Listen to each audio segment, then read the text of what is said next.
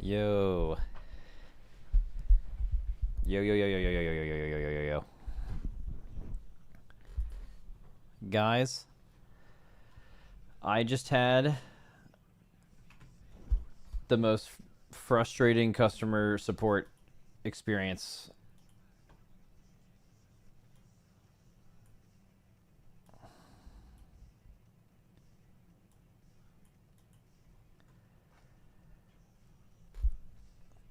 Bro, I was trying to go live like an hour ago,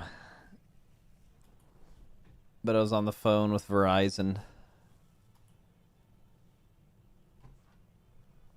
I'll spare you the long story, but I think what I learned is if you guys are ever going to like get a new device, just get it through the carrier, bro.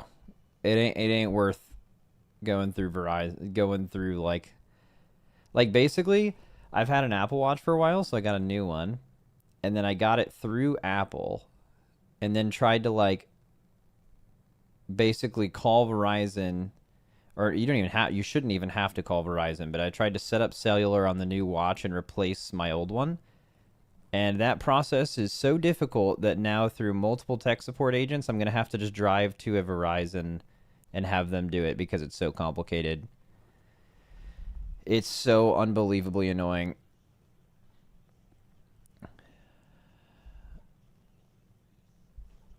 Is Verizon an AI or wait on hold for a real person? I waited on hold for a real person. Well, I didn't even wait on hold. I actually got it kind of instantly. But then I will say halfway through the 1 hour call, he did actually call the AI assistant in a conference call and have me try to do the AI thing with him there. It's not complicated. It just sounds like incompetence. Let me actually describe to you why it's so fucked. All right.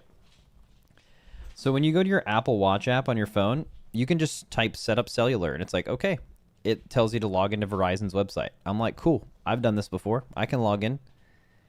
All right. Type in my username and password. And then it's like, hey, we're going to send a verification code. I'm like, cool. But we're going to send it to this number that you've never seen before. Oh, okay, that's weird. Is there another option? Nope. It has to be this number. All right, cool. So what that number is my watch. Except I pay for something on Verizon called Number Share, where my watch just uses my phone's phone number. And I have not used that line ever. And I literally cannot access it because it's on Number Share.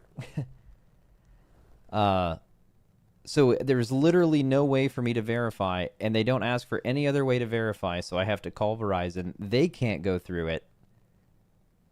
It's just so frustrating.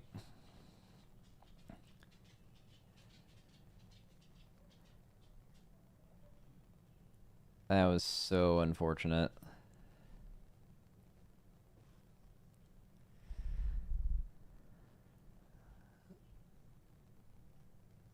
Turn off number share? Oh, bro.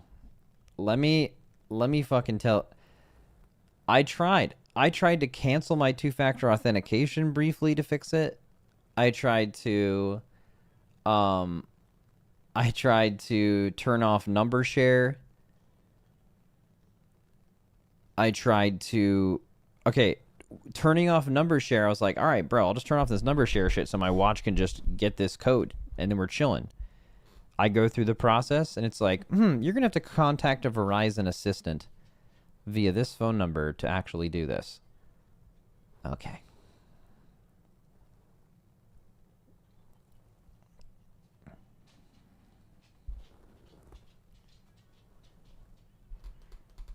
Are there no alternatives to Verizon? I mean, I could, but that's even a more annoying process. We're not sponsored by Verizon anymore, which is good, or else this would be a conversation we could not be having.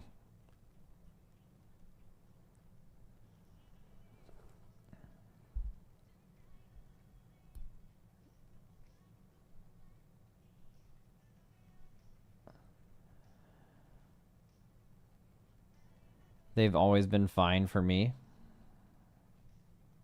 Yeah, I mean they've been chill until today. I mean it just took a long time, and I'm gonna have to go to this fucking Verizon store. Do I want to do this today?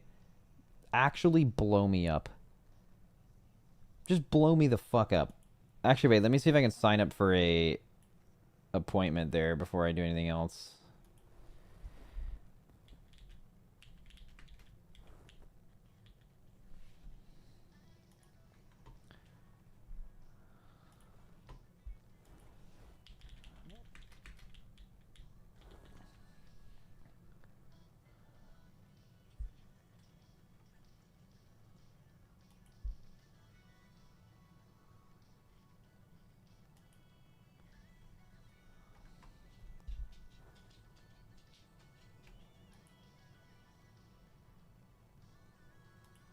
Oh, good. Oh, this is gonna be good, guys. For me to sign in and make an appointment, it's asking me for my user ID. All right, let's give it the user ID. Let's type the password.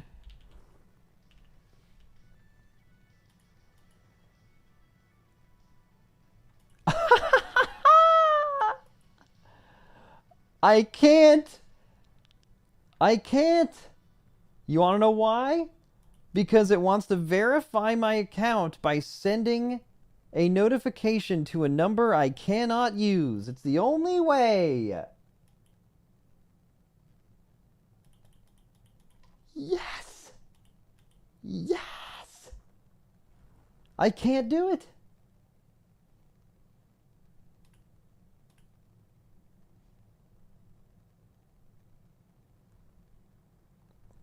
All right, let's continue as a guess.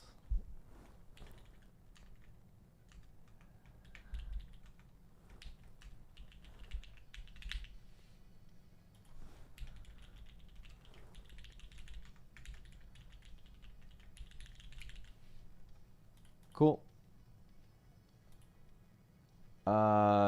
Device setup.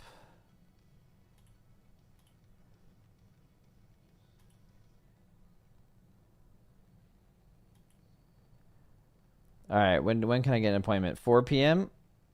Is that today? All right, W. I'll be there.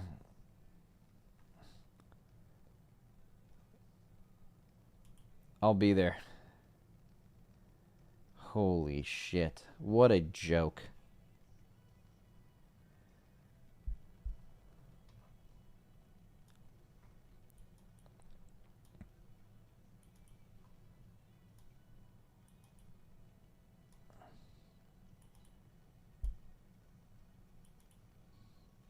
You're gonna have to actually physically walk into a Verizon store? Yes, sir.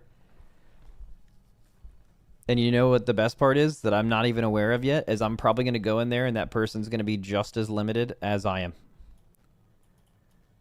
As I've been so far. Here's the one thing I just need to figure them. I need to talk to them and figure them. I just be like, hey, what can I do as a person, as like a human being, not Verizon, a human being not associated with Verizon, but just purchases things from you. You are the person who gives me a service and I pay for it. What can I do as that person where when I try to sign into my account, it will stop asking for two-factor authentication from a number I have never possessed. And then, to make it worse, not even give any other options as other ways I can verify, including maybe from the only phone number I have associated by my account. Maybe that. If we could do it that way. That would be crazy, right? If we did that.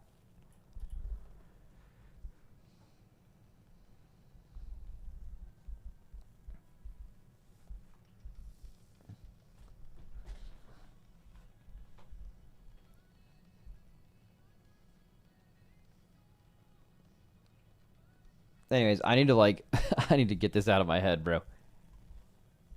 I'm getting so tilted.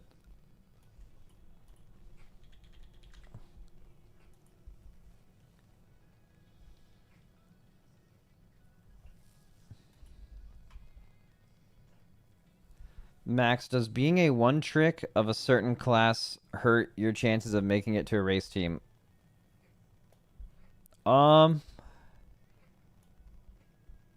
That's an interesting question.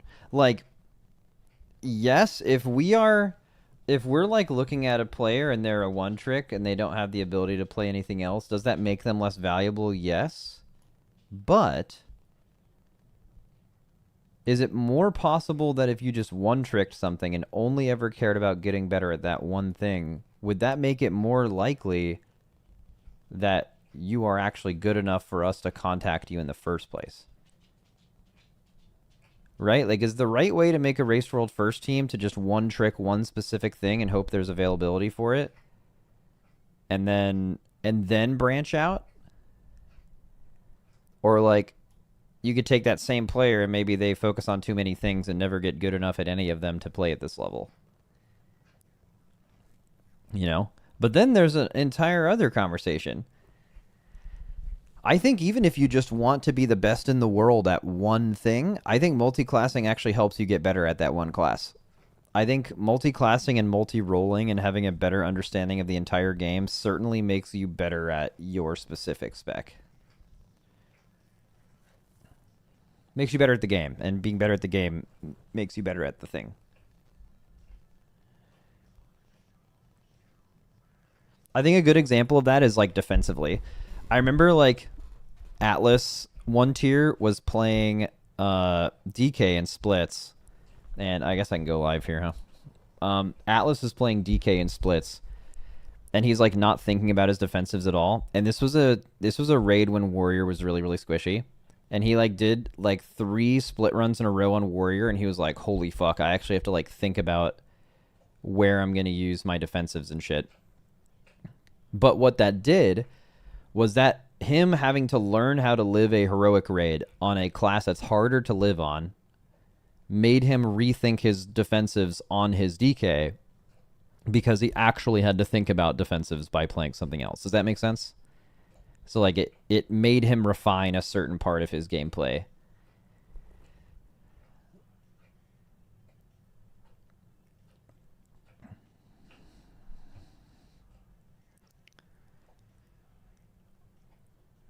Hey, Max, you're early.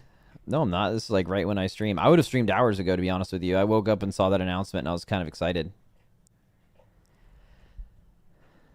A little excited.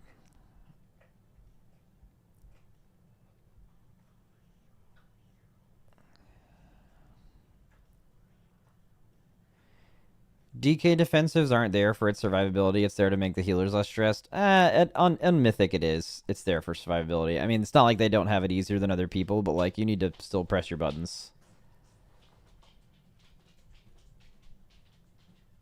Are you playing Sork tomorrow? Oh, yeah, I want to play D4 season tomorrow. I wonder who I can play with. I think our players are kind of fucked, like guildies, because they have to do split raids. Maybe I'll play solo. It's weird. I enjoy playing with Shroud and other people that I normally play with every season, but I actually do quite enjoy ARPG solo while streaming. I think that's actually, like, really fun.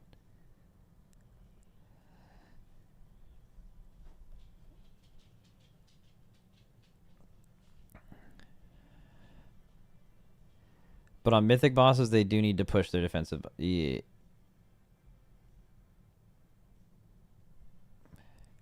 Max, I got a question regarding meta. I believe this, so I want your opinion. Regarding every class in the game, if a skilled player plays any class in the game, can they do high mythic plus keys regardless of the spec? High mythic plus keys generally, like, just not the highest key, but, like, whatever the group of highest keys are. The answer to that is definitely yes. So you could play any spec in the game in any season and do within, like, 3 key levels of the top, which is what people would consider high keys in a vacuum. Yeah. But, like, in a game, there's always going to be a meta, and when you have infinitely scaling content, there's always going to be some amount of specs that can, like, most likely do a key level that other ones can't do. But we never actually test this. People might be like, well, of course we do. Oh, Lily's thirsty. Slurp, slurp. People think this isn't actually tested. People just be like, well, this class did time this within the highest things. The reality is the best players aren't playing the worst classes.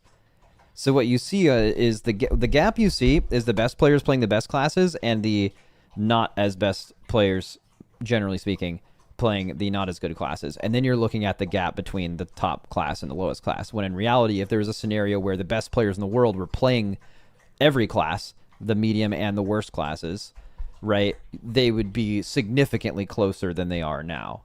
right? So it doesn't accurately depict that information.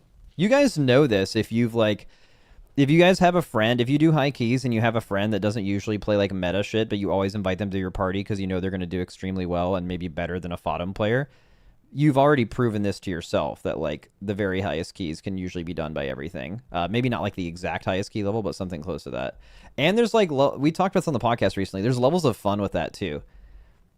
It depends if you're the person who wants to have this much fun, but like when you're just like playing the meta comp, you just like copy paste what someone else did on stream. It's like doing a raid boss while copying a video versus doing it yourself, which is like infinitely more fun to do it yourself, right?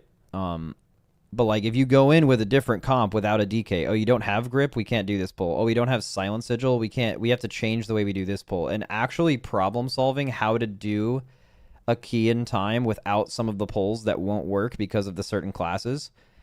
It's actually, you're doing the problem solving process that's really rewarding and really fun to do, like running with different comps and stuff. So that's not for everybody. You know, it takes more time to do that. There is a reward, but it takes more time. Some people are like, I'd rather just copy the meta comp and strat and just try to get points as fast as possible. Like that makes sense too, but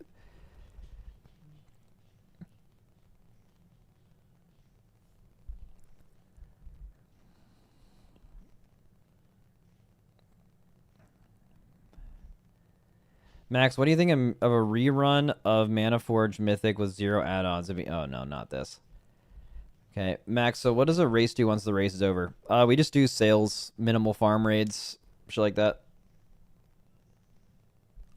Max, regarding your latest videos on healers, okay, now I have to figure out what you're even talking about. So something I said on recently on stream got turned into a YouTube video where I am talking about healers, and I'm having to remember exactly which out of context snippet would have been important enough to be made into a video so I can even know what you're talking about. It was about recruiting healers for the race. Okay, what do I normally say about that? Like healers are... Okay, well, let's just... What are you actually asking me? What do you think is the most challenging role, not the most responsible on average across all bosses? Healing. I could have just read the rest of your question. I didn't even need to know what you were talking about.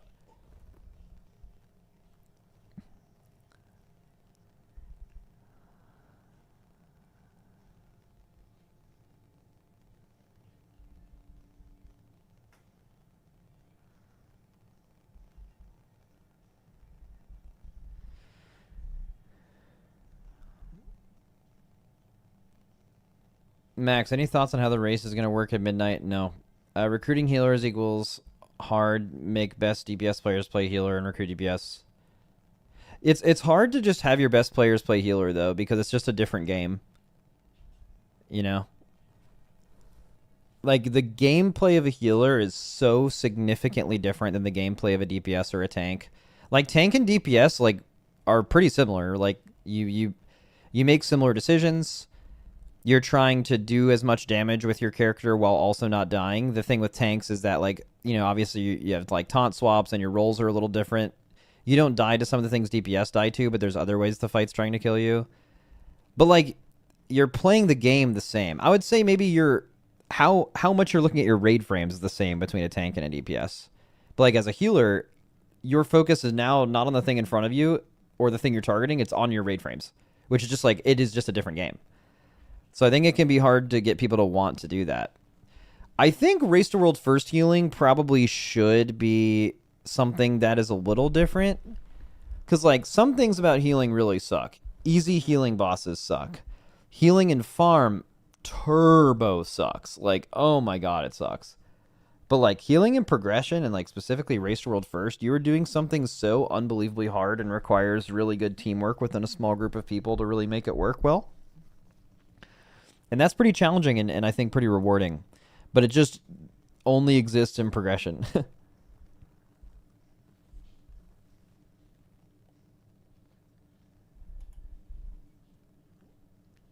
What was the other WoW-like game you played the other day? Oh, Fellowship. Yeah, I played it a little bit over the weekend, too, off stream.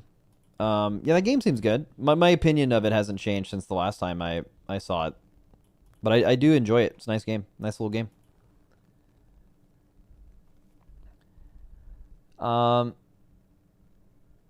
Max, do add-ons like the Liquid Reminder Weak Aura make players worse overall because it takes thought out of what to press? No, I don't think it actively makes people worse. Like, so what using a Liquid Reminder Weak Aura would do is it just simply offloads cognitive ability at the time so you can focus on other things. It's a very, for the best players in the game, it's a very minor optimization to just free up coggy load basically. And then like as you get lower and lower skill level, how much you're relying on that changes a lot. Changes a lot. In fact, we have like players in our guild, for example, that basically don't use it. Like they just kind of just remember it and it's fine because that's what we had to do for years. So like in the short term, like if you become so reliant on it that it's now gone, could you see some like performance decreases? Yes. But like I think you would just have to get used to not using it again like you did before. Like it will temporarily make you a better player when you're using it. But that's more and more true the less good of a player you are. That's just true of any kind of crutch.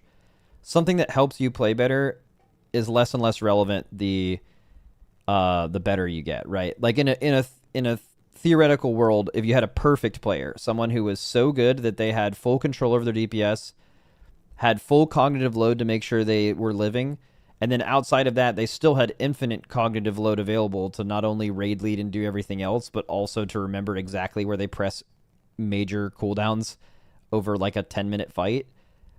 You know, this person doesn't exist, by the way. Then like you wouldn't need anything like that. The reality is no one exists like that, so it will make you a little better by using it. But like the closer you are to that theoretical perfect player, the less value it actually has. Which is why kind of my take has been the whole add-on removal thing is something I support and something I think would be good for certain add-ons.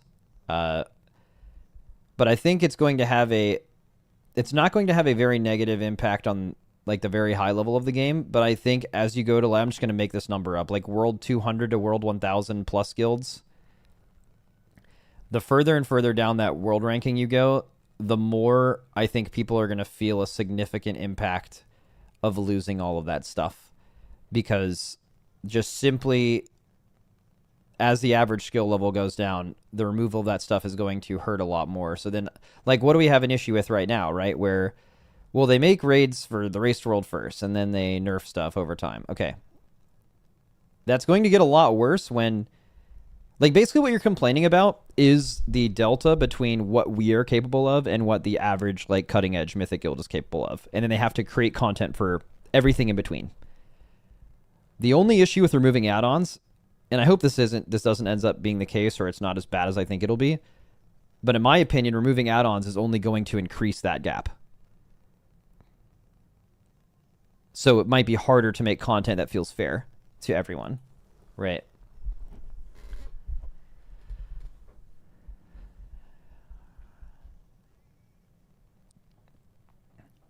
How come we don't see you play Mythic Plus? So there's two main reasons. I would say the first one is that, like, I don't have a strong motivation to play the game because the thing we do at the beginning of the patch is, like, everything. It's like, think of it like this. You know how most sports seasons are, like, they have a preseason, they have a regular season, there's all of these narratives and storylines and ups and downs, and then it culminates in the playoffs, and then you play the Super Bowl or you play the championship, right? Okay, now imagine reversing that. Imagine the season starts, you do the championship, where everything matters all at once. And then you do the regular season, and then you end in the preseason, right? This is a ridiculous analogy, but just try to wrap your head around it. That's the race. Everything that we all care about happens right away. And then everything after that, it's hard to get motivated for it because it already happened, you know?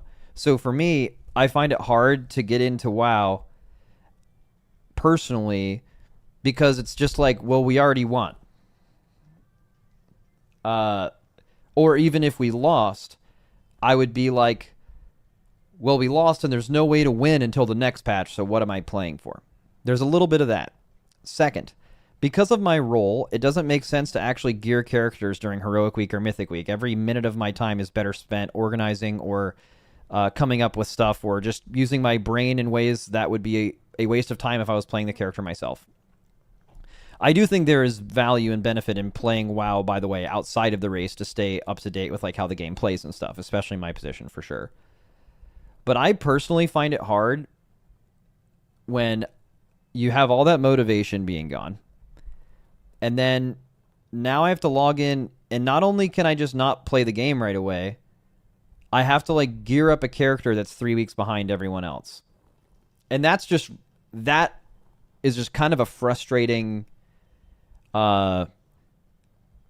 process that I usually am just like, why start it? Do you guys remember when it was like harder to get into alts, when there was no like Harbinger of the Gilded and shit, where you would just feel like, man, I kind of want to play my alt, but like knowing how long that road is to getting geared and like really feeling like I'm having fun playing my character is like really long, and that makes me not want to start it. That's kind of like me starting a season. So that's a little bit of that. And then number 3, I've played WoW for a really long time.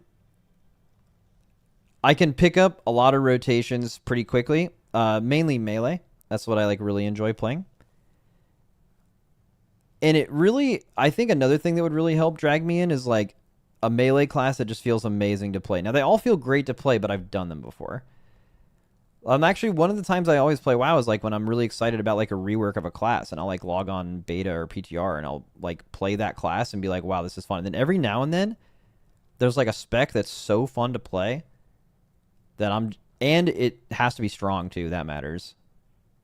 And I'm like, okay, I'm logging in. Like this happened with the Demon Hunter, Havoc Demon Hunter in Season 3 of Dragonflight. I played a shitload of that class because I just found it really fun. There hasn't been like a class that has really called out to me like that in a while. It's another reason. But I think that is extremely secondary to the first 2 things.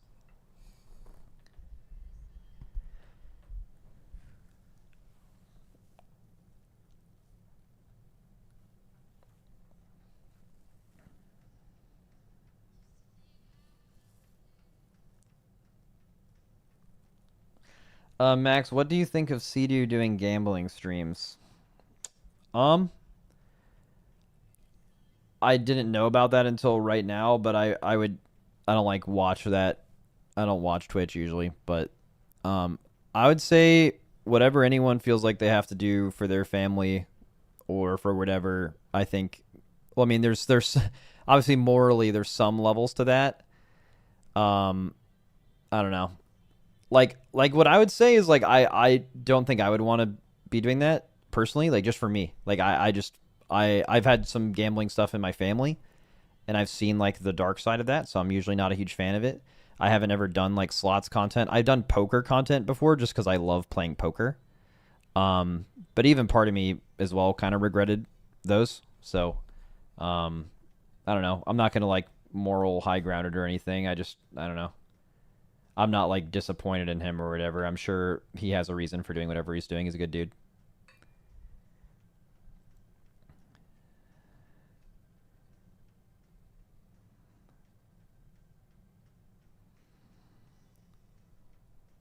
Like I could tell you right now that like I'm not saying this is true of Sea-Doo.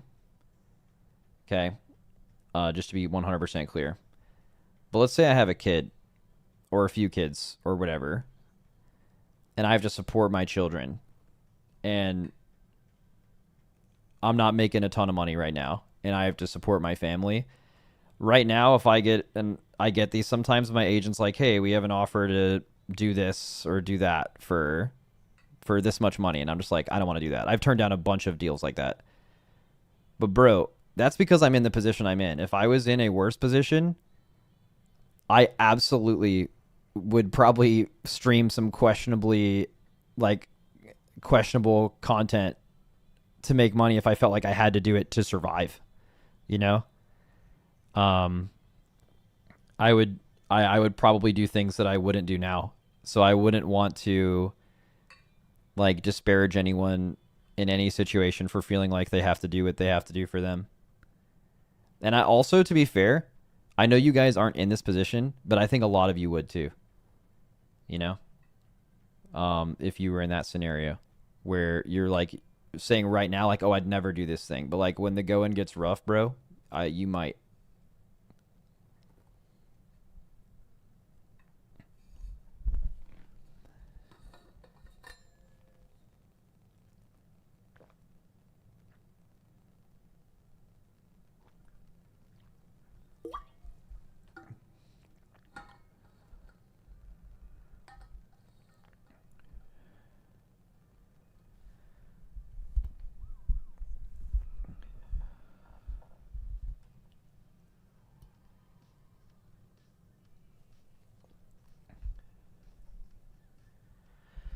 Are you gonna dip back into Fellowship again? I think I could. I think what I want to do when it comes out is just get a group of people that I really want to play with, and maybe play that for a little bit.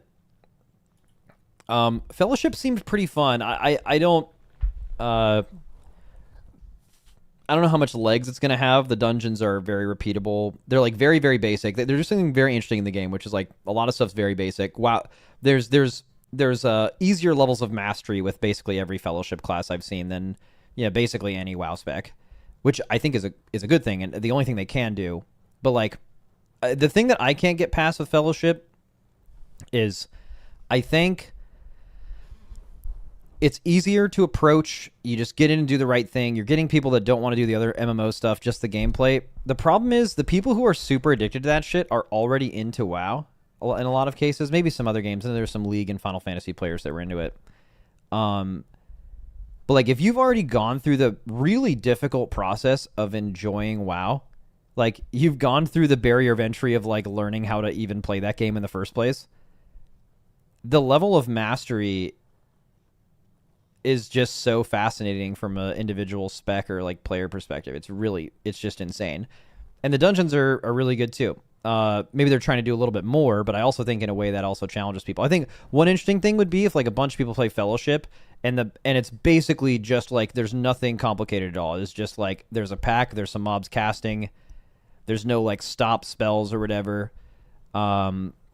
But I really enjoy this. Maybe people are just basically saying, yeah, we have infinitely scaling content, but just make it more simple. I think WoW has gone in that direction recently, but not to the level of Fellowship. But I also don't think Fellowship can do that. Like, for example, if Fellowship has like a bunch of crazy complicated stops and stuff, it's dead on arrival. But WoW doesn't have that issue. WoW has recurring subs. It has people that are going to log in no matter what, so they can kind of cook. In a way, Fellowship can't cook in that way because like they're just trying to make it out the gate. I think it's pretty successful, I think it's going to be pretty successful for an indie project. Like, it looks really good. I love the concept. I think they like actually executed it pretty well. I was playing the assassin class, and that was like really fun to play. But also it's like kind of a mixture between assassination and sub-rogue. But I felt like within levels of mastery of that very quickly in that game. Like, I feel like you could blast and do everything exactly right on that class pretty quickly. So there's just more from a WoW spec to like a WoW spec offers more to me in that way. That challenge than Fellowship again, which I think that's the point, but like I would say it's very impressive. Some of those classes are really cool, and I think it's just gonna be like a nice little thing for Mythic Plusers in general in WoW, because like I think it'll be decently popular with the Mythic Plus crowd, because there are like Mythic Plus, as much as it is like the game mode where you play all season, you don't. You can take little breaks, and you do when like games come out, like Diablo or PoE or whatever. Like, it could easily replace, oh, I want to go log in and like push Fellowship for a week or two, and then I'll like come back and do WoW, or I'll do WoW and then I'll do Fellowship, or I'll do Fellowship and then WoW. Fellowship, if they're not stupid, I don't think they're stupid, are not going to release it like at the same time as a WoW season. Right? The idea is like kind of like an ARPG, where like how you'd play an ARPG now. Okay, I'm done playing WoW for the season. Cool, I'm going to go hit up this PoE season. I think Fellowship will just basically occupy another thing like that. It's like, oh, there's a new Fellowship season? Fuck yeah. Log in. Bang some shit out with your friends. Or even solo. I think the solo experience in that game is pretty fun too. But I don't think it's something that even really competes with WoW. Like, I think basically everyone who plays WoW is going to play WoW when a WoW season comes out, and they don't have to choose between WoW and Fellowship, because Fellowship would never try to compete with WoW. It'd be so stupid for them. So like, you'd never have to choose. you're going to continue playing WoW Mythic Plus, and you will always have the option to play Fellowship, and it's going to have like a new season and new stuff come out like in the middle of when nothing's happening in WoW, so it like perfectly works for that.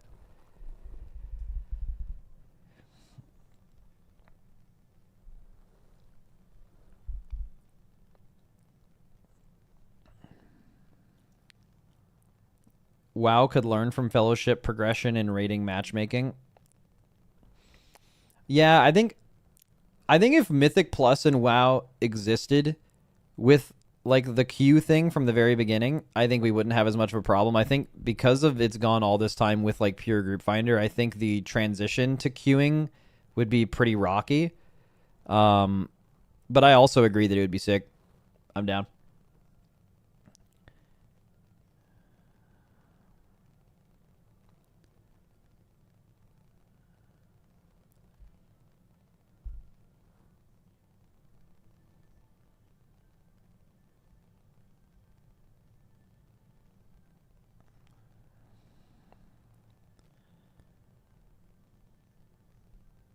Oops, we got a non-meta spec, time to abandon.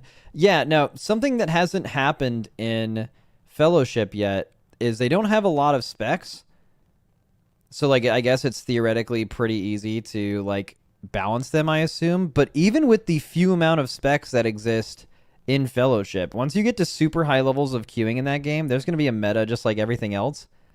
And could someone, like, you get queued into a group or something and then you're the wrong talents of this class or something, there could be that level of selectiveness. It just hasn't been out as long, and they also have like 8 specs instead of 40. So I mean that definitely helps. So I think you guys are like saying like, oh well, there's like not as much of a meta in that game. My response to that would be, I think the way it's designed is maybe it will be less of an issue, but I also think it just hasn't been out long enough, and people haven't given it as much thought into optimizing it to where people start becoming selective.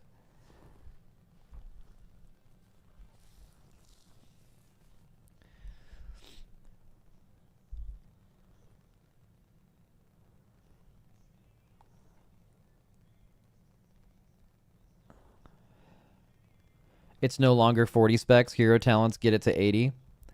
Yeah, but they like kind of don't though.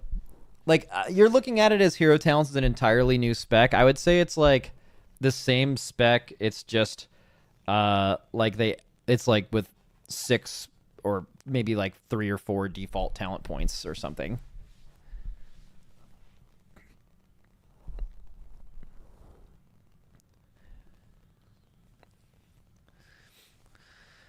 Max, have any Liquid members called dibs on the new DH spec?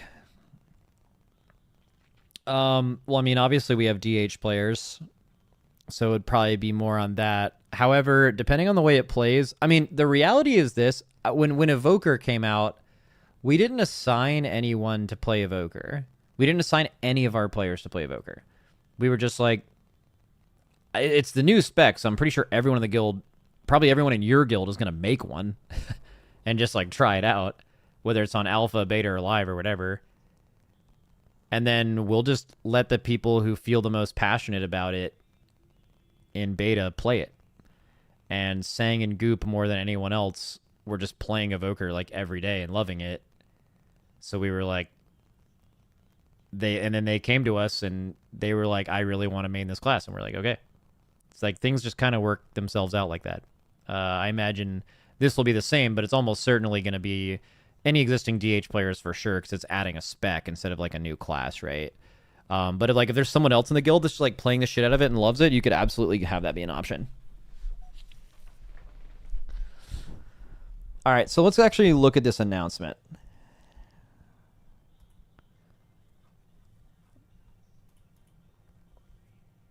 How did Nick fall into Prez Evoker? Okay, that's pretty funny because no one else wanted to. So our guild has an issue, actually, where no one actually wants to play Healer Evoker. Just none of them like playing it, even to this day. None of them are advocating for it because none of them actually enjoy playing the spec. Not a single one of our healers.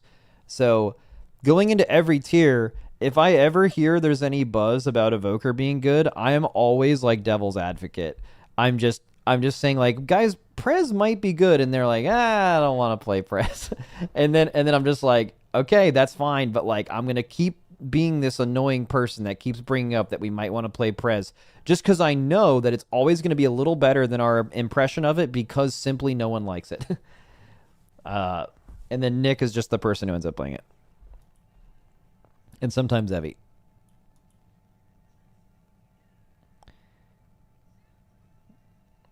Join us October 1st when we take you into midnight with a deep dive broadcast, then tune in for a 1 hour live Q&A. Is this going to be like when Alpha comes out? Have they announced when Alpha's coming out? Because I imagine like them announcing a deep dive broadcast is kind of... Oh, they did. It's October 2nd, the day after. Oh, cool. W. Okay, so this like pretty much confirms my theory. My theory for a while has been expansion February, and if they were going to do that, then they were going to have to release Alpha like really soon. But even then, that's not really... Alpha date and the expansion date is not always related, because they've done Alpha differently. So like Alpha in previous expansions, sometimes you get Alpha and you have like one zone and you have like 2 dungeons and you have some shit like that. And then in the War Within, the Alpha that we got was like a month later than we would normally get it, but it was much more complete and you could basically access the entire expansion right away, which was very different and a very different timeline. And I know they released a roadmap for this, and it seems like this is going to be kind of like old alphas. Yeah, this is what an alpha used to look like for me. Like, this is not what the War Within alpha looked like at all. So, like, maybe this is like a little earlier alpha.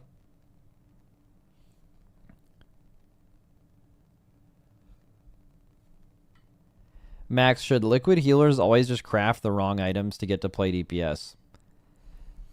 This is an entirely separate topic, but I think Zevi's ability to play DPS in the past few tiers has hurt us.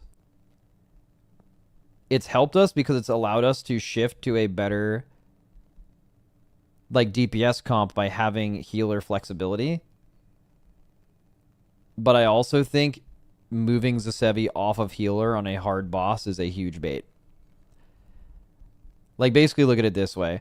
Having like Zevi, who's as good as any healer in this game, move off of healing. What's like, would you rather have someone else heal or whatever DPS would come in for Zevi? And it's like always the DPS player. Like, the healing's just so specific.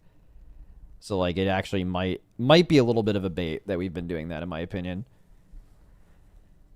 Because healing is just so important. Okay, let's full screen this shit.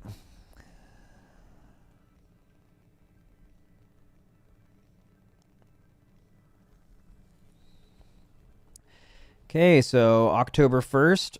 Oh, dude, my dad's going to be in town. I'll still be able to stream it, though. Join us for Midnight Q&A October 1st. I'm going to have to call him later.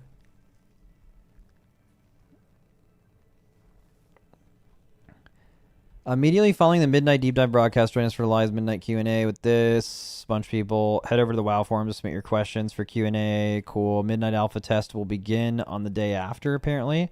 World of Warcraft Midnight Alpha will begin on October 2nd. Over the course of that test, we'll be inviting community veterans, press, fan sites, and friends. Cool. All right, so let's read this. So first phase, which we assume will be a week. You get to see I mean, basically the entire first week is just going to be people playing Devour, right? Like, if you guys, the viewer, if you tune into twitch.tv in the WoW section and people are playing the Midnight Alpha, every single person is going to be on this spec. At least for the first few days, which is cool. That shows hype. Story and quest we can ignore. Housing, I think we're going to...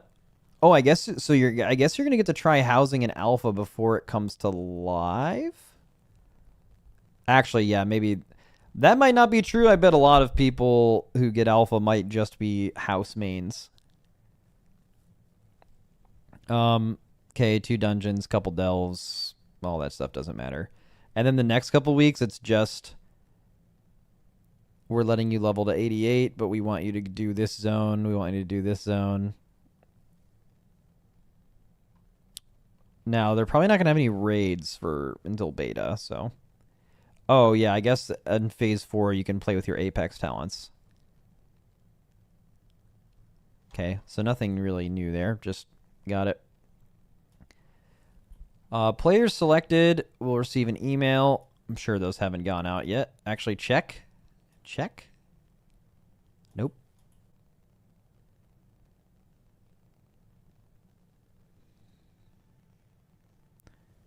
Okay, I think we're back.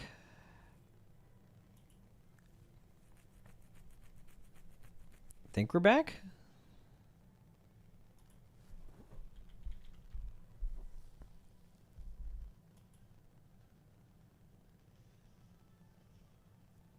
Interesting.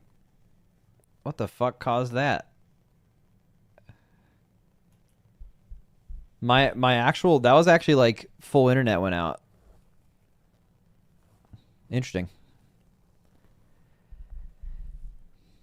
What was I saying?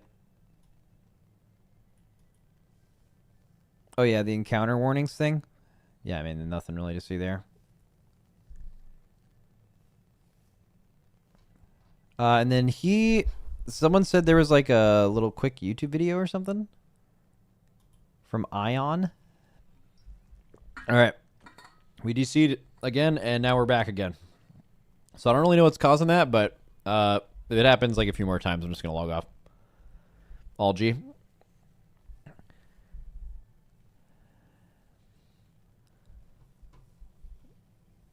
What was I saying?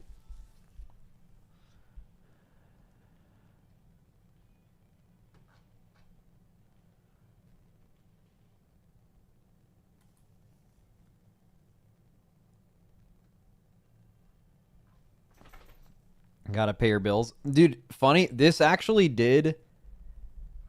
did happen in a couple years ago. I remember I was streaming and I was getting super mad that my internet went out, and then I did a bunch of troubleshooting, and then I looked at my account and I had like not paid for like 2 months of my internet bill because my card expired. So I actually did just not pay my bill. It's like 2022 or something. Hi, Lily. I mean, dude, that's gonna happen to me every single time one of my card expires because I never ever look at those accounts. So, hi, Lily. Midnight Collector's Edition teased Easter eggs in the alpha announcement. Hi everyone, I'm here with some exciting news about World of Warcraft Midnight. We're just a couple of weeks away from kicking off our alpha test and inviting members of the community in to experience the expansion and give us your feedback. But just before that, on October 1st, we want to share a video overview with all things you need to know about Midnight: systems, setting, story, and more. And right after that, we're going to have a live Q&A on Twitch and YouTube answering all your most pressing questions. We can't wait to invite you in to experience this second chapter of the World Soul Saga. See you on October 1st. You guys said there's some Easter eggs. He looks uncomfortable sitting in a chair. Yeah, I think it's because I don't think it's his fault. I think it's the chair. So like the armrests aren't, they're like a little too wide, and it's purely because the arm is like, he's like doing one of these things on his legs, and then it just looks like he's not comfortable. But that's just like probably the only way he can sit in that chair, I think. Can't wait to invite you in to experience. What's the Easter egg? Oh, it like shows the collector's edition box, so it has all the collector's editions here, and then it shows the like this one's gonna be purple. Sick. I've been in this room. This is the room. This is their library. The library is actually really cool. They've got a bunch of old like board games and stuff in there that you can rent out. A lot of this stuff is probably just for the set.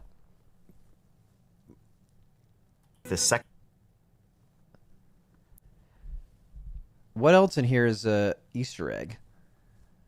I'm sure they go over it in the Wowhead article. On the shelf behind him, you can see a purple collector's edition. Yeah, it's midnight, though, so it's like not surprising. This room also features numbers of fun Easter eggs A pair of duck slippers from Dragonflight, the Golden Ragnaros statue from the 15th anniversary, a mug with Home Sweet Home. Pepe is also a small portion of this. Yeah. Yeah. All right, cool, man. Cool.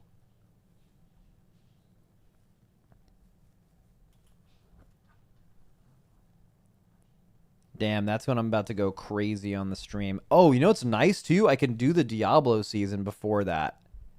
That is extremely goated. That is extremely goated. Max, I watched your video on heals. If you guys need a friend. Yeah.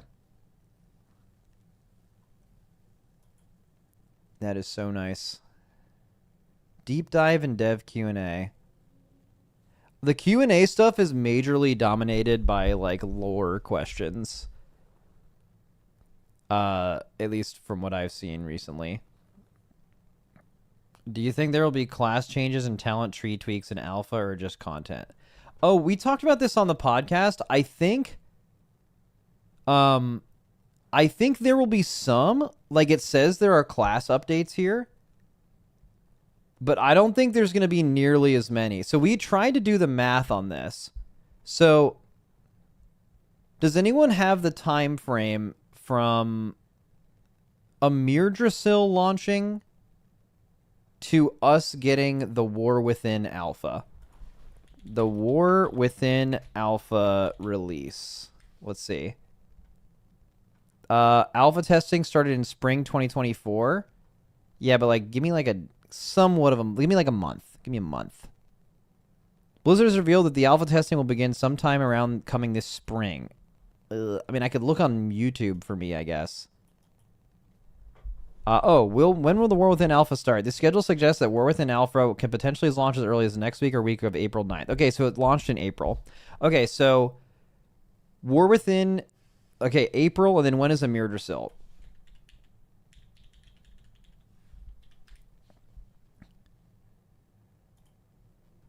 Amir Drasil was November 14th. So they had November till April, right? So is that like 5 months? That's always weird when it crosses over. So like November to December is 1.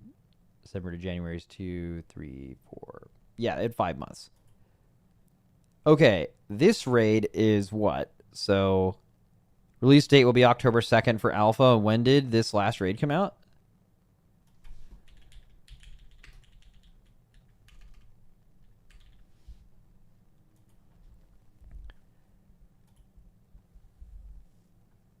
August 12th. So, what, less than 2 months?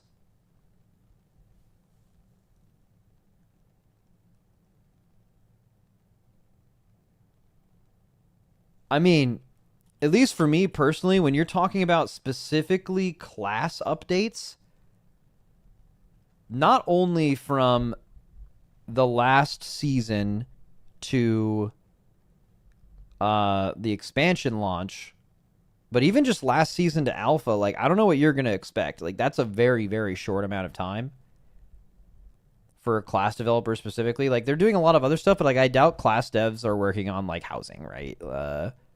Maybe you could argue that there's going to be way more class updates because Apex talents are really, like, not as... Like, look at the last few alphas, right?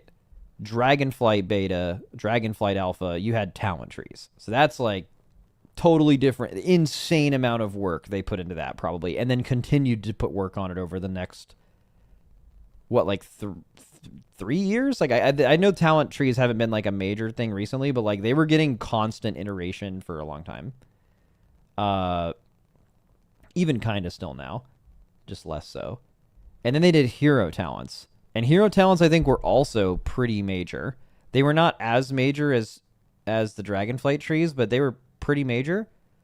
Apex talents, I just looking at it, I think they're like significantly less work than hero talents are, which is significantly less than Dragonflight talent tree. So maybe because there's less of that kind of shit going into the expansion, that means there'll be more class updates. But I wouldn't get your hopes up for like a crazy amount of changes, to be honest with you. Or maybe to make up for how quick the expansion was coming, they actually sacked a lot of the like 0.5 and 0.7 stuff of this patch as far as class updates are concerned. Like I remember in the Amir Drasil patch, we still got like pretty decent class updates in the 0.5 and 0.7. But maybe they just moved off of that entirely because it's all happening so fast. So then there will be more. I don't know.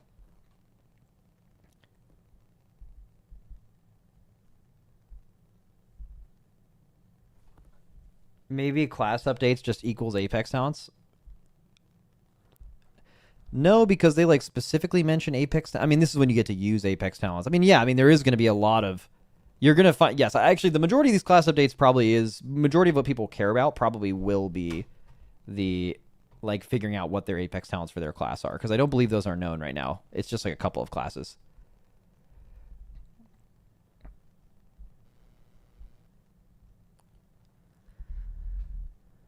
They're, from all the bugs that are still happening, they are definitely ignoring the War Within. Yeah, and, I mean, that's not surprising, is it? Like, they are... So if this expansion comes out in February, which is the current speculation, isn't it actually going to be an 18-month expansion? And if that's true, they've never done that before, ever. So if there's one thing that's going to change about an 18-month expansion is you better believe that the end of the previous expansion is going to get like hard abandoned more than ever because, I mean, they're just trying to do something simply 6 months faster than they have been. I actually really wonder how we're going to feel that. Are we going to feel that in the bugs and stuff? Maybe a little bit, but like the incompletion, I think you'd be able to tell in like low quality content more than anything. Bugs are, bro, it's an MMO. There's always bugs, but like, I feel like you'd be able to tell if like the raids and dungeons just didn't feel complete. That would be like you're doing things too fast.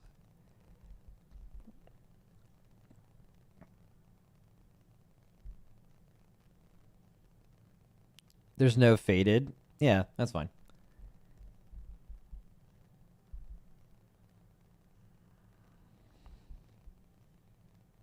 I mean, it's just really interesting. Like, from at least a dungeon and raid standpoint, if you ignore faded seasons, they were previously doing 3 major raids and 3 major dungeon seasons in 24 months. And at least as far as I could tell, if this ends up coming out in February or March, whatever, they're going to just be doing that, but just with 25% less time. Like, that has to catch up to them at some point, or the thing that was, like, really slowing down production time in expansions was not related to those things, right? It's like that. They were done with their content more than ahead of time or something. But, like, something has to give with that. You're just, like, if you're trying to just do the same thing with 6 less months of time, like, that just has to catch up to you.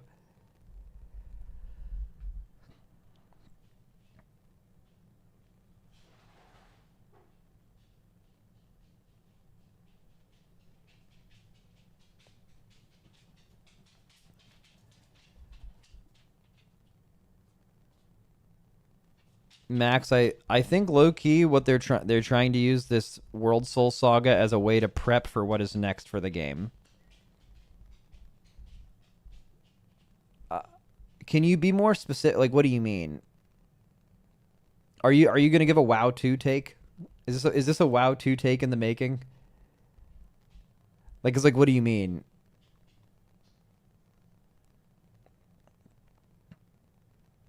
I do think it was smart to do the like World Soul Saga thing for a few reasons. But I think having like a story culminate over a few expansions to really cook is definitely good. Like that is certainly one of the reasons that like the original WoW shit popped off really hard. There needs to be a lot of culmination.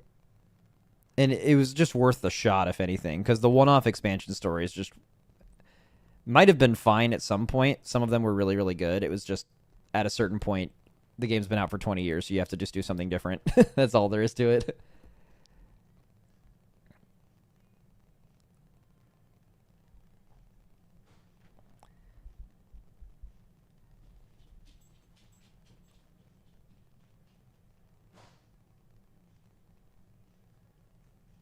Max, they were able to develop Plunderstorm while also working on the War Within. So they have the capacity to prioritize now. Yeah, I guess so. God, what a rush original Plunderstorm was, bro. What a fucking time to be alive.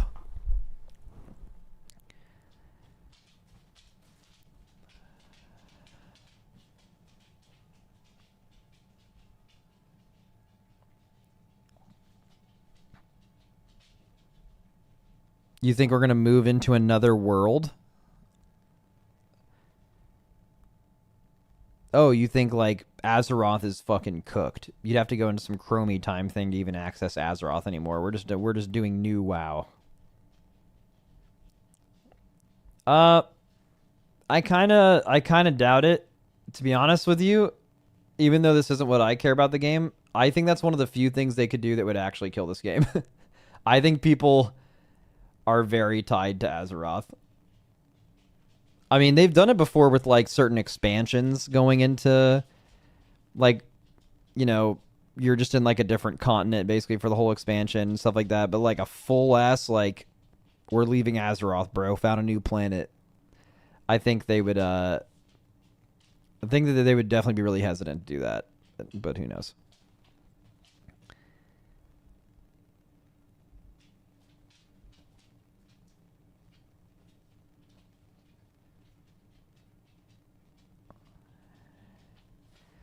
What is the point of WoW 2? I think people just throw that word out and it doesn't make sense. Yeah, I mean, pretty much. I mean, it makes sense. A lot of games come out and eventually there's just another game. But also those games aren't like large subscriber model MMOs like this one. Because like, what does that even mean? Like a graphical update? It took so long to hone what is gameplay in this game now. You're just going to get rid of it and do a new thing? I don't know. It would be an incredible cell phone, probably.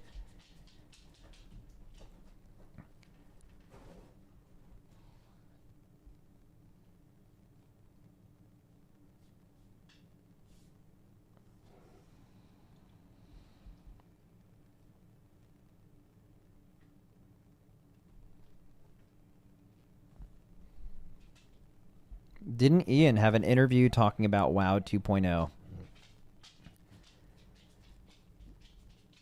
I mean, he may have referenced it in a question. I'm sure he's received the WoW 2 question 100 times.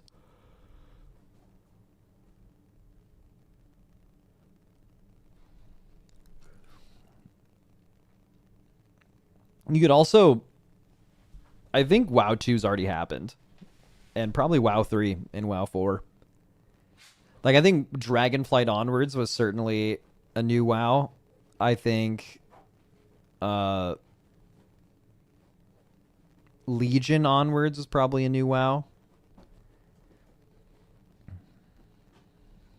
Kata. I don't think enough was different about Kata.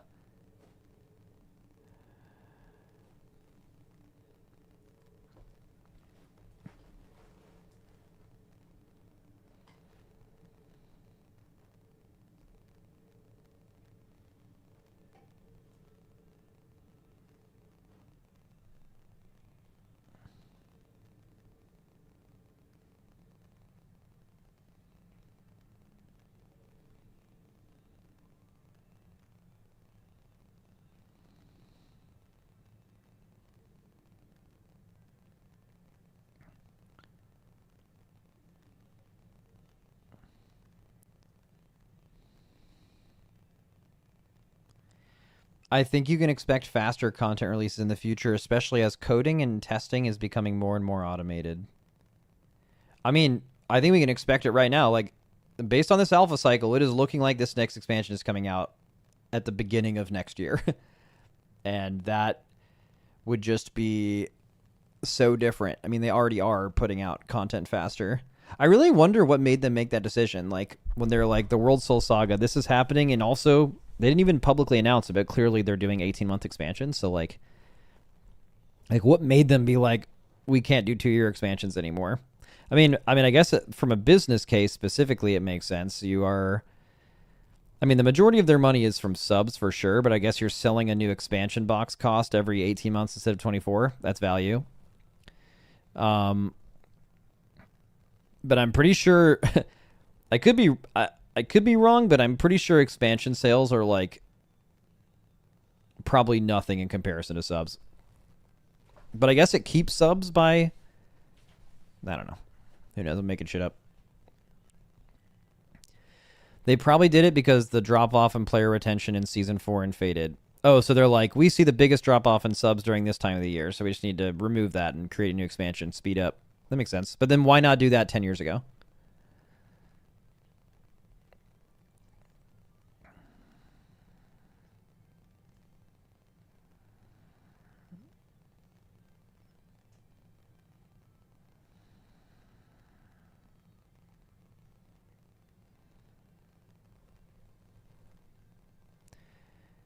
The game wasn't seasonal 10 years ago? Yeah, it was. WoW's always been seasonal. The only thing is they just weren't called seasons. It's actually one of the OG seasonal games.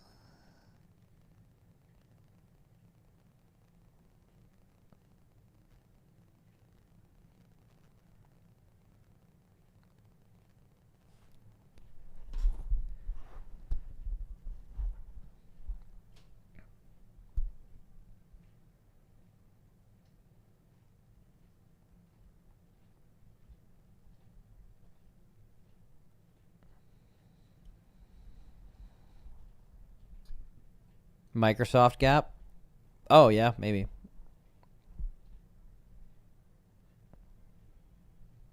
They probably have just gotten better at doing things quicker, and the user base is less patient, at least pre-WAD drought. I mean, only time will tell if that's true. Like, if they're being more efficient. Because if they're pushing out 18-month expansions, and, I mean, it could clearly be so obvious that the game isn't ready. We'll just tell with time there.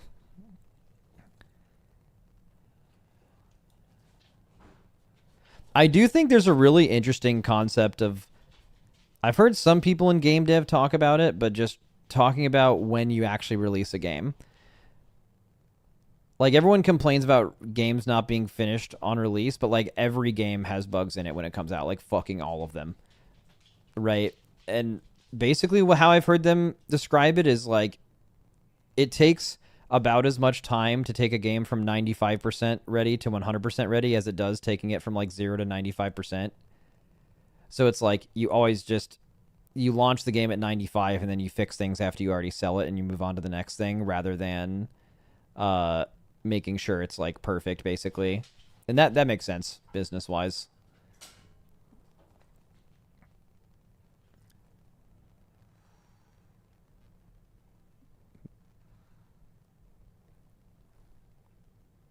Perfect is the enemy of good. Yeah. Max, I might be remembering wrong, but didn't Blizzard acquire the dev team behind Spellbreak?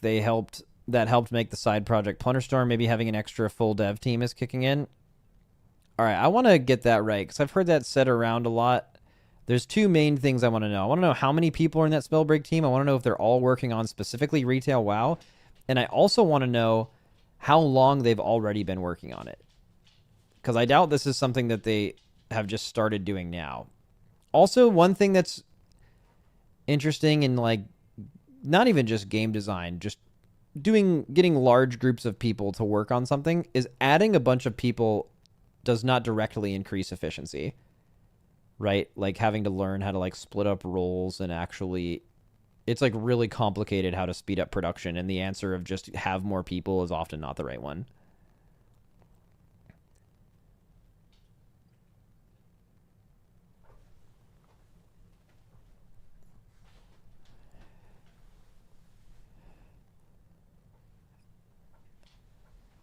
What are encounter warnings? That's in-game DBM. Their ex-CEO is the housing lead. Oh, so they probably just had them do housing. I mean, that's smart. Housing's fucking huge. They're basically... Oh, that makes sense. So Blizzard was like, if you're ever going to get housing, by the way, you're going to have to lose a raid tier. And we're all like, okay, well, that sounds bad. And they're like, okay, we found another way around it. We're just going to hire an entire company and make them do it.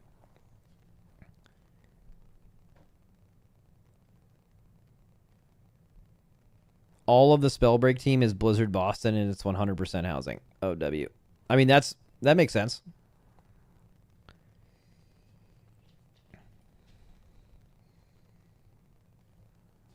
Lily, what? Okay.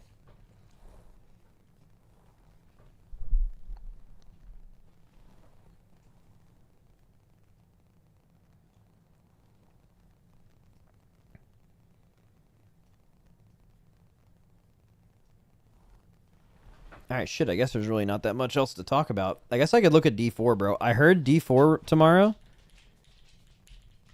is Oh, dude, I saw someone tweeting earlier, solid FPS, who I was actually playing with a little bit in Borderlands. He tweeted, I must be one of the few people who wants balance in Borderlands. Like, this game has always struggled to keep me past 80 hours. Because, like, there's always some broken build at the end.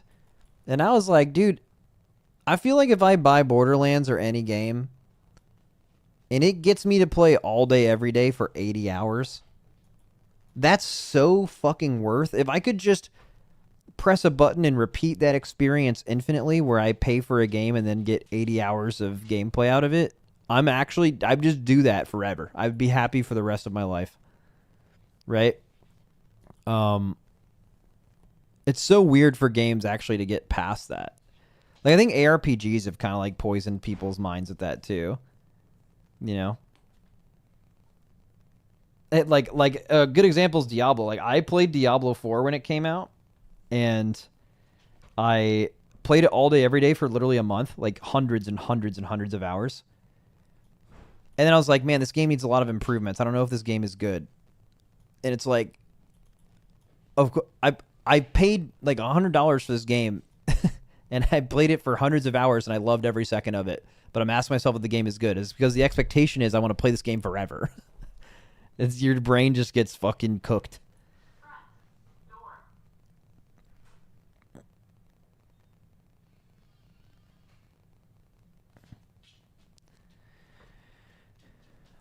Max, I just got my signed TL jersey I got in the giveaway today. You all got to work on your cool athlete signatures. Bro, what did you expect?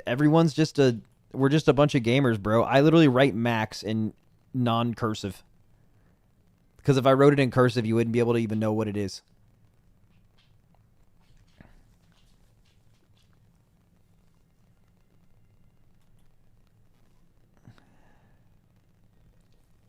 Hi, Lillian. Max, if WoW was released now, would it be as popular? That's so hard to answer that question. Because, like, most things that blow up majorly were mostly, like, a right place, right time thing. Like, gaming has just evolved so much. But also, there's one very real thing. Like, if WoW never existed in this timeline where you're saying WoW, in my opinion, the entirety of gaming looks different. Like, WoW influenced so many games in so many ways that, like, I don't even know if there's an alternate reality where WoW doesn't come out until now. I don't even know what gaming looks like. It would be so different. So, like, I don't even know. That's such an impossible, like, alternate reality question.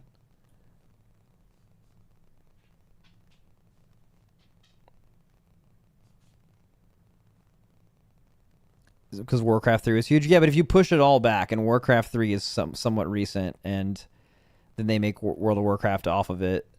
But, like, could a, like, strategy game like Warcraft 3 pop off now after years of battle royales and just, like, games getting way more varied and niche and specific and really good? Like, would it have popped off as hard as it did in the 90s? Like, probably not. Right? It's a completely insane question. All right. What do I want to play? What are, like, the new builds? I really liked Hydrasork previously. I might just slam that. Oh, Evade Spiritborn was crazy, though. That's extremely fast leveling, unless they nerfed it. All right, let's see leveling builds tier list. Okay, is Ball Lightning the new one?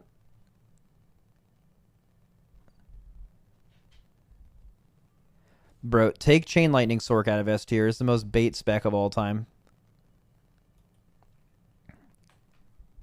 All right, what about endgame? Overall endgame builds tier list.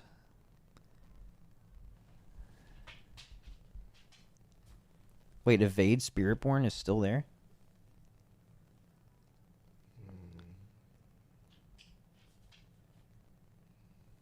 Interesting.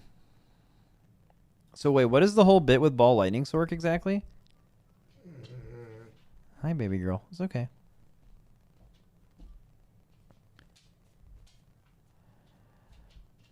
I'm definitely less likely to want to play Ball Lightning Sork if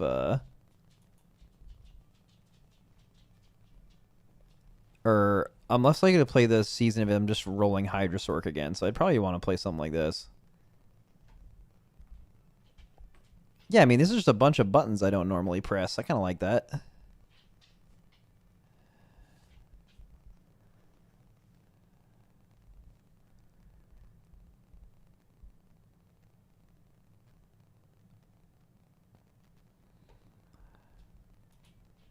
What about Hydra Sork, though?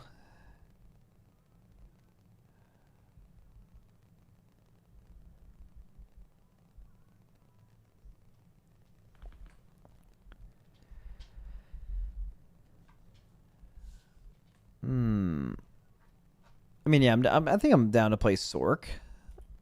It's just whether I want to play Ball Lightning or... Can you level as Ball Lightning? Yeah, you can.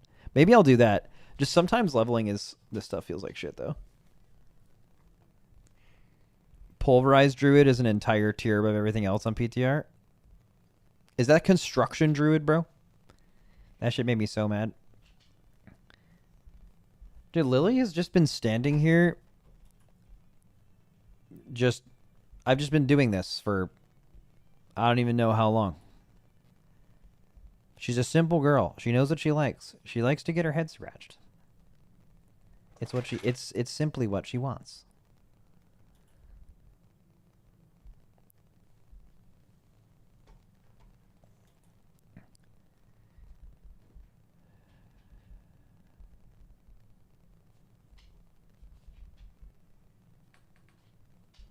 Oh, you play Familiar? I like that.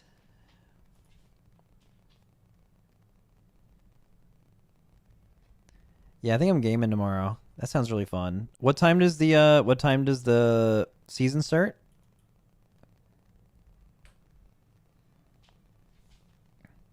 10 a.m. Yup. All right, that's fucking me. That is me. That is so me.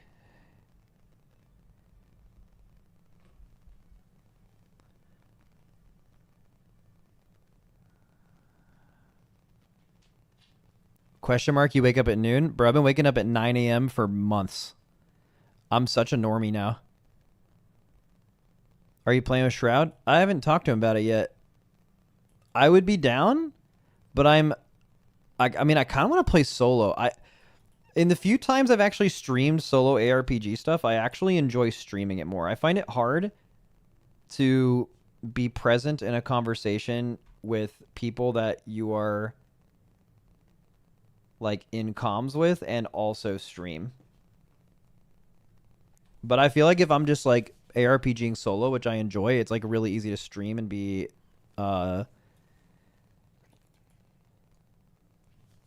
present,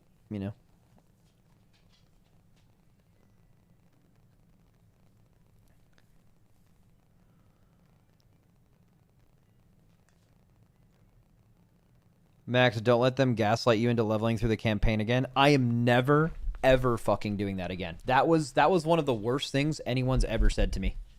Ever. Was, let's do the fucking campaign again. Bro, even if it's slightly faster, it is completely fucking mind-numbing trash. Holy fuck.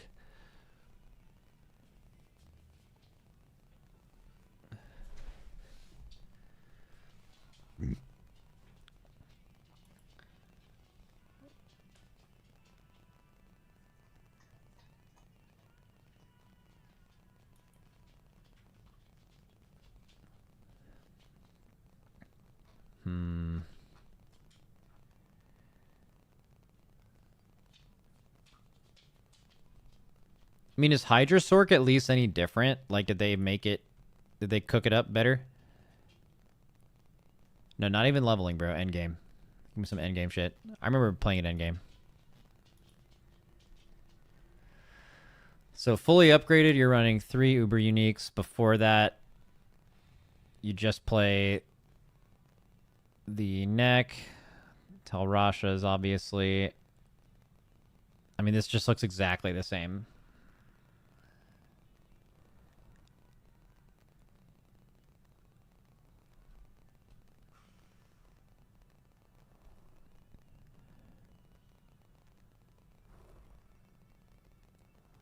I mean, I do like the spawning conjuration stuff. That is nice.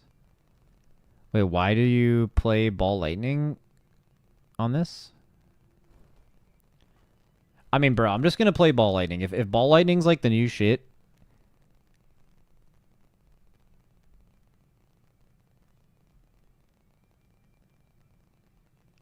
If Ball Lightning's the new shit, bro, I'm going for it.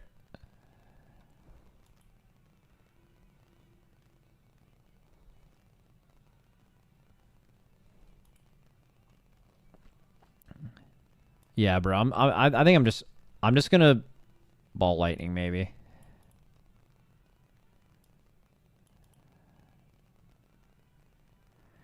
Like, just what are you starting with though? Like, oh my god, it starts you in Chain Lightning. Oh my god, cut me in half, bro. When do you get rid of this?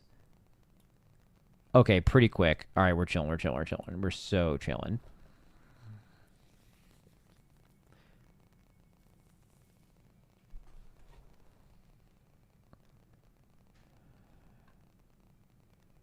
The only issue I have with some builds like this is like, okay, it's nice to go through a map and just like shit on everything and you're just moving through and stuff is dying behind you. But also low key, like on the lowest of keys, having to go back and get the loot is annoying. So like blinking on it and instantly dying is nice. Oh.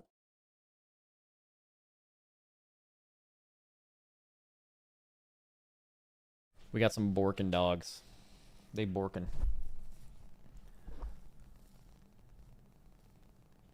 Okay.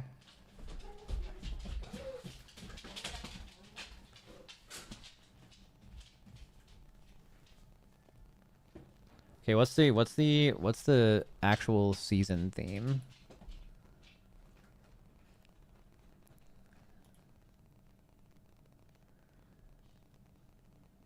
So extra CDR.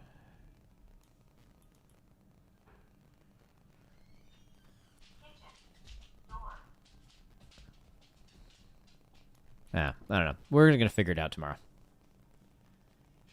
Did you play the Ice Spike Blizzard where you just ported and mobs died 10 seconds later when you're already on the next level? Yeah.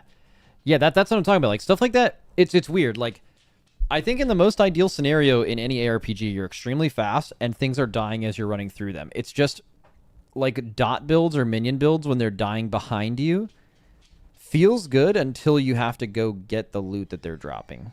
And then it's really annoying. I guess it made it a lot better now because like your little pet goes and grabs stuff for you, right? Oh, I'm actually really looking forward to this tomorrow. I'm kind of locked the fuck in, actually. This sounds really fun. Dude, it's something about Diablo, man. Something about... And for some people, for you, it's like PoE. I don't like PoE. PoE 1. I kind of enjoyed PoE 2 this time, actually.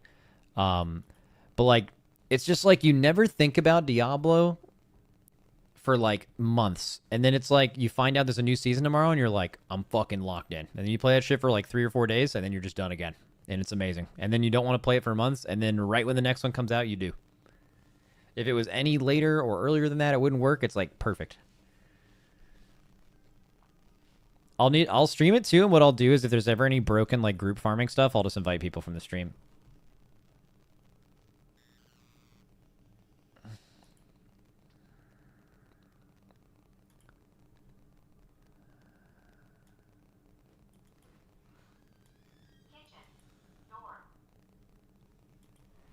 Spiritborn's broken. Yeah, so I did start playing like Evade Spiritborn recently, and it was really fun. Recently, like at the end of last season. But I feel like I would just get bored of this. In fact, maybe I need to log into Diablo right now. And I need to, like, change my binds back, because whenever I play Evade Spiritborn, I bind my Evade to my mouse wheel.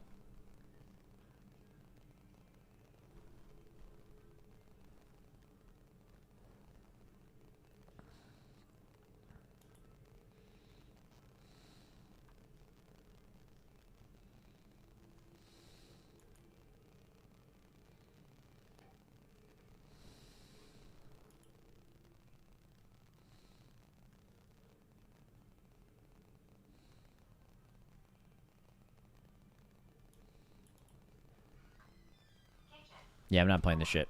I'm a sork. Speaking of which, I gotta go to fucking Verizon to fix everything that's going wrong right now. It's amazing. All right. I'll see you guys tomorrow for Diablo. Dude, I didn't even make it 2 hours. Fuck me. Fuck.